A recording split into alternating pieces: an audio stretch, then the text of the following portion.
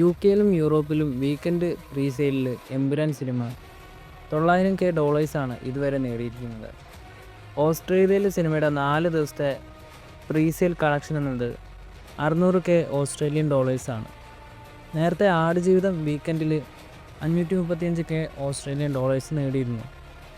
എമ്പുരാൻ സിനിമയുടെ opening ഡേയിലെ world wide presale ഇപ്പോൾ 40 കോടിയിലേക്ക് എത്തിയിട്ടുണ്ട്. സിനിമയുടെ ഓപ്പണിംഗ് ദിവസത്തെ വേൾഡ് വൈഡ് പ്രീസെയിൽ 50 കോടി കടക്കുമെന്നാണ് പ്രതീക്ഷിക്കുന്നത്. എന്തായാലും 4 ദിവസത്തെ സിനിമയുടെ വീക്കെൻഡ് പ്രീസെയിൽ 58 കോടിയിലേക്ക് എത്തിയിട്ടുണ്ട്. ഈ ഒരു വിവരം മൂവി ട്രാക്കേഴ്സും അതുപോലെ ആശീർവാദ് സിനിമാസും കൺഫേം ചെയ്തിട്ടുണ്ട്. ആശീർവാദ് സിനിമാസിൻ്റെ ഭാഗത്തുനിന്ന് ഒരു ഒഫീഷ്യൽ പോസ്റ്ററും ഇന്ന് വന്നിട്ടുണ്ട്.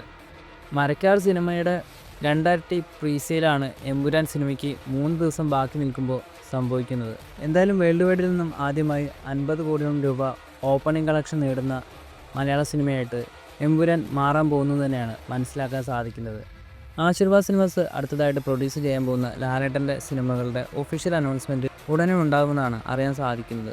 ഒരുപക്ഷെ എമ്പുരാൻ സിനിമയുടെ റിലീസിന് ശേഷമായിരിക്കും ആ ഒരു അനൗൺസ്മെൻറ്റ് നമുക്ക് കാണാൻ സാധിക്കുക.